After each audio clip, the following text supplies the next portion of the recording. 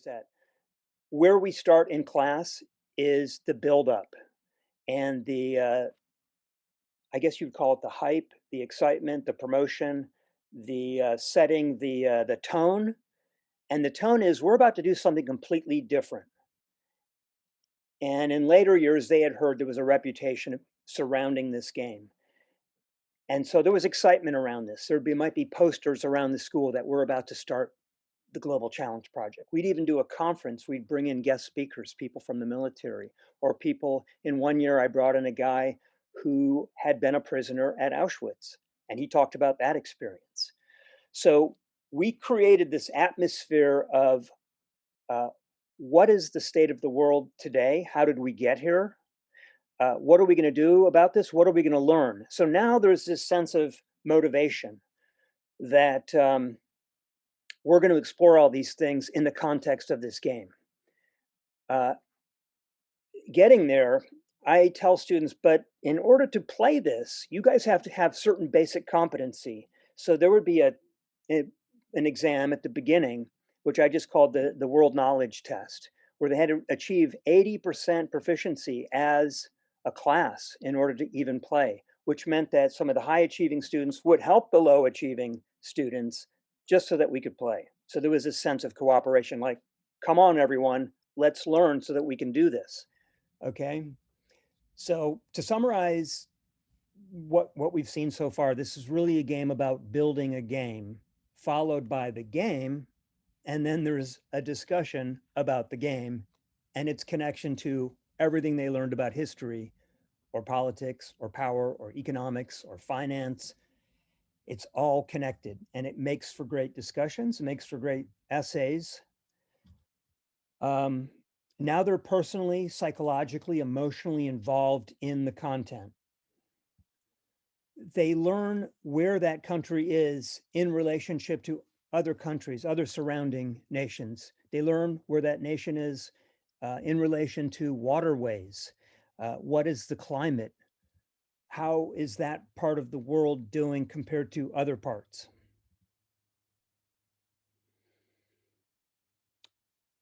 Okay, now, um, so as I mentioned, 20 questions are handed in each week for 20 points.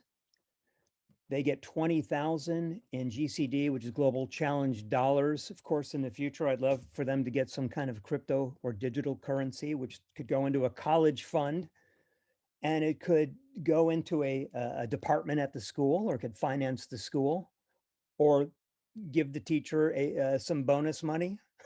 I don't know. I mean, we should try to get creative with that.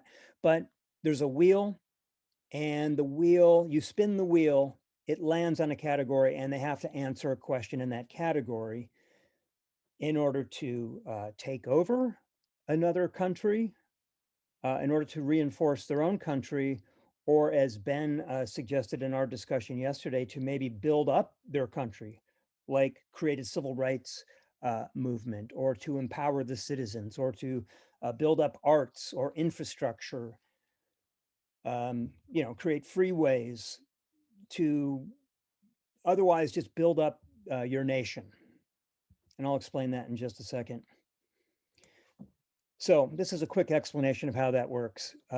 Country A might have a per capita income of 29,000. Country B has a per capita income of 39,000. Country A wants to take over country B. That number that you see there, 39,000, in the game rules that exist right now, that number goes into the bank account of country A, just because we needed rules. We needed a way to win, and that was like the quickest and easiest way to win, was to gather or accumulate wealth. But as the game evolved, now there's a lot of different ways to win. For example, in the later stages of the game, once there is jet travel, you can go to other parts of the world and engage in treaties and negotiations. You might have a conflict. You could stay neutral, build and develop your country. You can create treaties, trades, deals, and contracts. So when we get to the end of the game, there's several categories for winning as it exists now, but I'm going to leave it up to the teacher and the students to kind of decide for themselves where they want this to go. These are general guidelines.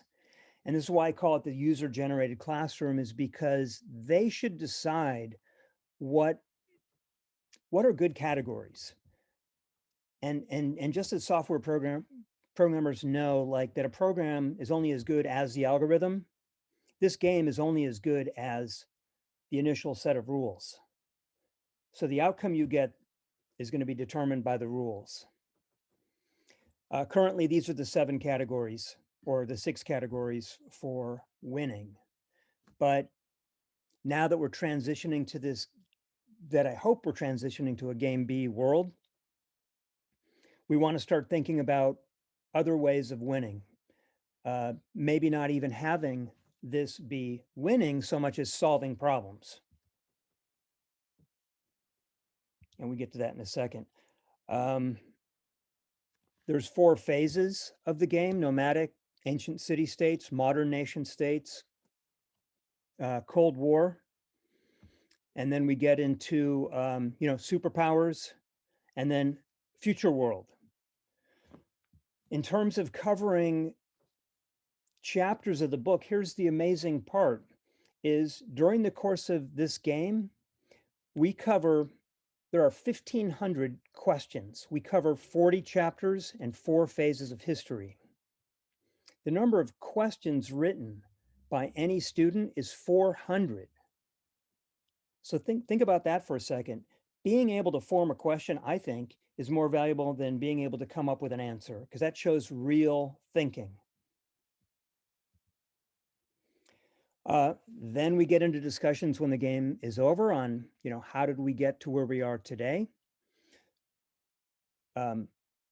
Which comes at, well, actually, a teacher can interject that at any point during the game to her or his or their liking.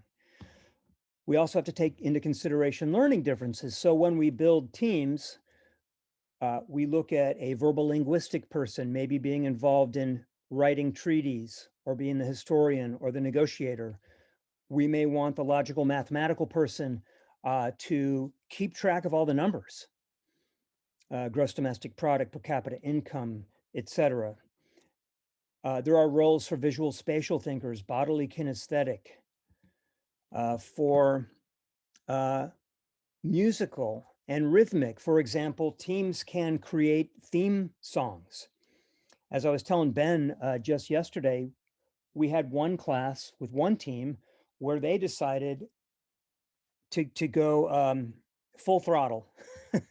They would wear 1960s suit and tie outfits, have a theme song like from a 1960s situation comedy, come in with briefcases and open those in unison, I guess is the word, or at the same time, to make a real show of force. And then other teams started copying that. It became very entertaining.